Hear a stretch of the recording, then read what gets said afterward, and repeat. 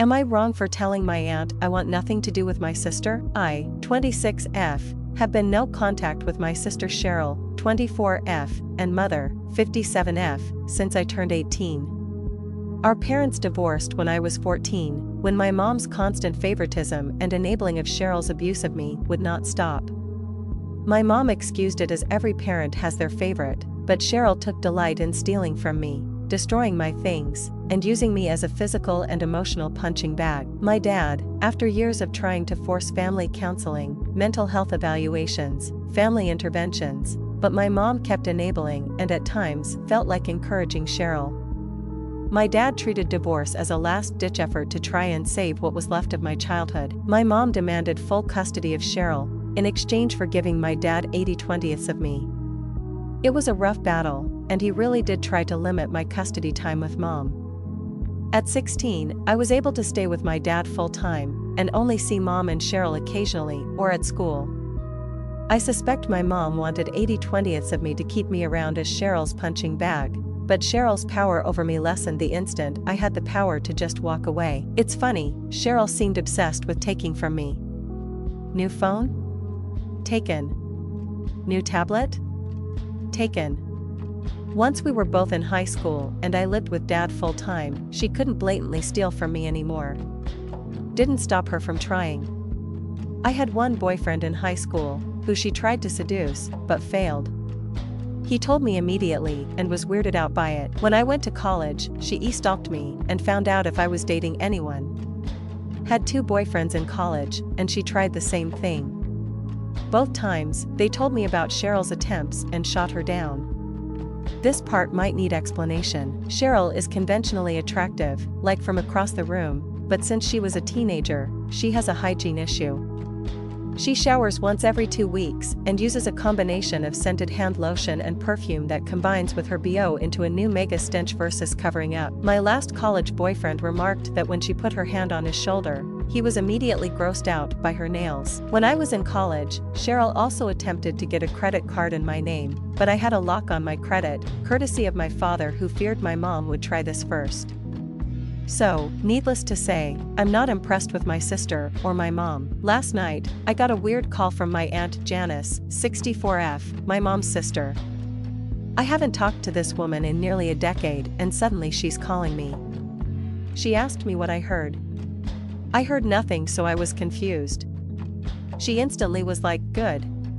Cheryl needs a place to stay. Your mom kicked her out." I was immediately like, "Excuse me? No?" Janice then kept begging me to let Cheryl stay at my place, at least for a few days, for my mom to cool down. I told Janice that I haven't talked to Cheryl, my mom, or her in years, that you were all strangers to me, and last time we all talked you aren't my favorite people. Janice then kept saying family helps family and it's just for a few days, it'll be fine. I finally blocked the number, but I did get a confused call from cousins confused that I cut my sister and mom off, as if it happened recently and not almost a decade ago. The cousins, from my mom's side, rarely talked to me, so they were just as confused as I was and wanted clarification. I'm debating on telling them the details, but I'm thinking of just telling them it's not their business. But I can't help but think I should have handled the call with my aunt better. Ada, for how I told my aunt that I want nothing to do with my mom and sister. Update 1. Talked to 2 of my cousins over the phone and explained that I've been no contact with my mom and sister since I was 18, still saw them both a handful of times, but never interacted with them directly. As suggested, gave CliffNotes version of what happened with my sister and mom that made me want to cut them both off. One cousin said, "Figures," and the other said, "Makes sense." Aunt sent a message via Facebook Messenger of I had no idea it was that bad. She did, and that she will leave me alone about it from now on. Overall, felt good starting my Friday, until noon today. My husband and I work from home, and we were both surprised when our Ring doorbell said we had someone buzzing the front door. Checked the camera and, yup, it's my sister Cheryl with 2 suitcases. Went to the door and kept the screen door closed and locked, but opened the front door. I could still smell her weird BO through the screen door, so her hygiene has not improved since I last knew her. Cheryl tried to go, "Hey sis," all bubbly, and like half my childhood didn't happen. I asked what she wanted. She said her and mom got in a fight, wouldn't say what the fight was about, and asked to stay with me. I said absolutely not, and she started crying. Then she said she didn't want to tell me this, but her and my husband have been having a 6-month-long affair, and that she couldn't hold it in anymore and that blood sticks with blood. It was that moment my husband rounded the corner and said, "Say what?" My sister looked confused and asked who the hell the man behind me was, and I almost laughed because I realized what happened. Since Thanksgiving onward, my husband grew a small beard for the first time. Most of his pics on social were him cleanly shaven, so of course Cheryl would have no idea what he looked like with the beard. I said that's my husband, and she tried to recover. It was sad and pathetic. I simply said, "Bye Cheryl," and closed the door. 10 minutes of her continually buzzing the ring and knocking, pleading, and she finally left. Called both cousins and asked what the hell this is all about, and why did my mom kick Cheryl, her favorite child, out. One cousin only knew bare bones, but the other knew the details. When my parents first divorced, there was a guy my mom brought in almost immediately, who I call Scumbag Tom. Him showing up in the start of the divorce felt highly suspect, but he was always a weird guy that I never liked being around.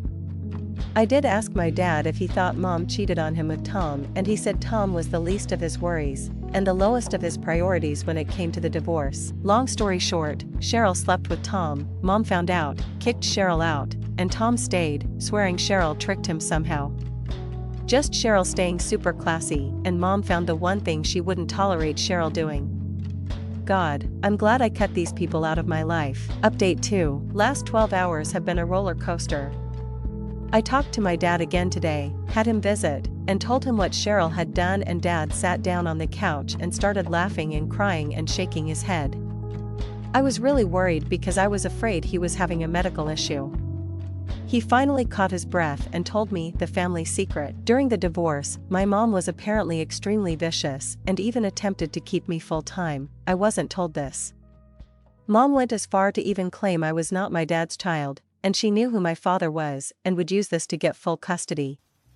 Dad was undeterred. Even if I wasn't his child, he raised me and he wasn't going to leave me in hell because of that. Paternity tests were ordered for both me and Cheryl, and I was dad's child. Cheryl was not. Cheryl, however, did match the person my mom brought to be sampled, Scumbag Tom. Dad was still going between chuckling and sobbing for a few minutes while telling me and my husband this. Then there was silence, which felt like it went forever. I finally asked if Scumbag Tom knew. Dad just nodded. I asked him how he felt about Cheryl. He said, "You can't just turn off being someone's dad. No matter how shitty they turn out." I had my husband take my dad to the guest bedroom after he said he needed to lay down a moment. Around noon my phone started ringing. It was an unknown number, but I figured it was Cheryl. I picked up and yup, Cheryl. She was again begging for any sort of help. Stay with me, or money for a hotel, anything. I was tired, and I admit, I wanted to hurt her. So I told her. I told her who Scumbag Tom was to her. She was quiet, then begged me to tell her I was lying. I just hung up. I told my husband and father what I did, and my dad just started that weird sobbing chuckle again. My husband, however, said we should probably call my aunt and let her know what I just told Cheryl, in case Cheryl becomes unstable, and at least someone would be alert for it. I do feel bad that I dropped this on Cheryl as a way specifically to hurt her.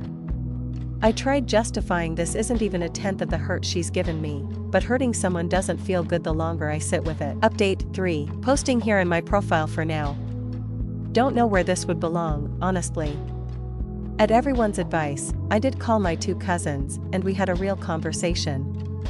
Whoever said my mom and sister controlled the narrative with that side of the family was right. According to my cousins, my dad was painted as low-life cheater, and I, as a dropout drug addict that went man to man, literally only had 4 boyfriends my entire life. So, when my sister was kicked out, my aunt suggested she stay at my place. The cousins were confused. Wasn't I a druggie that couch surfed and was unemployed? And apparently came up with a story that I speed ran adulthood in 6 months of getting clean, an online degree, a job, home and husband. Now, both cousins never really liked my mom or sister. They just figured that if trash called me trash, I must have been super trash. I did tell them the truth about Cheryl and scumbag Tom, and both were disgusted with everyone involved. They made sure that the family has been sufficiently warned. Now, the next part apparently happened late last night. And I'm getting this secondhand. Cheryl apparently stopped back at Mom's, and the three of them got in a big argument. Things were broken and thrown against the wall, and the cops were called. Cops showed up. Mom tried to get Cheryl kicked out, but apparently, Cheryl's legal address is Mom's house, so the cops told her she can't be kicked out. Same with scumbag Tom's legal address, so as long as no one is actually assaulted, the cops didn't care. I'm now making it a habit of putting all calls from unfamiliar numbers straight to voicemail. Got 3 from new numbers last night. 2 was Mom. First her crying and pleading for her to apologize to me and begging me to understand. Second was her screaming and cursing to the point of it devolving into noise. The third call was scumbag Tom. Started with him going, "Hey kiddo." Deleted that one before it finished. Going to take the Ring doorbell footage, the past legal case of the credit card, the voicemails, the texts, and info from my cousins, and get some legal orders in place now. It's all just trash. Trash, trash, trash. Update 4. I mentioned on my profile that I cleared up the narrative about me to my cousins. Mother and sister spun a tale that I was a hot mess, couldn't keep a job, slept around, did drugs, couch surfed. When my sister was kicked out, my aunt decided to suggest Cheryl stay with me, which made my cousins confused. Wasn't I a hot mess? Aunt then made up a story that I got my life together, got clean, a degree, career, house, and husband in 6 months' time. Cousins were skeptical, but they thought that since my mom and sister were trash, if they called me trash, I must have been super trash, so they always kept a distance away. That's since been cleared up. For the most part, the cousins wanted to stay away from the epicenter of drama bombs. The next part one heard in part from 2 of my cousins. Cheryl decided to head back home, and her and Mom got into a big argument, and scumbag Tom decided to jump in. Cops were called, everyone's addresses were verified, and the cops' attitude was, since no one was assaulted, no one is allowed to kick anyone out, and left. I've been getting calls from all family members now. Mom, Cheryl, and scumbag Tom go straight to voicemail, and I'm collecting as much of it as possible, and have been sending it to the police. My husband suggested we retain a lawyer to better handle this, which we will be doing in the next couple of days. Aunt is acting very apologetic and keeps claiming she didn't know the abuse was as intense as it was, and thought the problems I had with Cheryl was stupid sibling stuff. But, she said we shouldn't cut Mom and Cheryl out of our lives just yet. No one else on Mom's side of the family is willing to lend any help or support, except for Aunt. I am, however, getting more calls from cousins, second cousins, and other members of Mom's family wanting to reconnect now that they know the truth. Sort of not sure if I should even dedicate any time to them. They didn't lend my father or I any support during the divorce or afterwards. Part of me understands that it's because my mom and sister spun a hell of a narrative, but at least according to my cousins, her side of the family thought Mom and Cheryl were trash anyways, but still associated with them. I might reconnect more with my aunt's kids, the 2 cousins, since they approached me when this whole mess started with confusion and asked for clarification, not outright trying to browbeat me into accepting my sister into my home.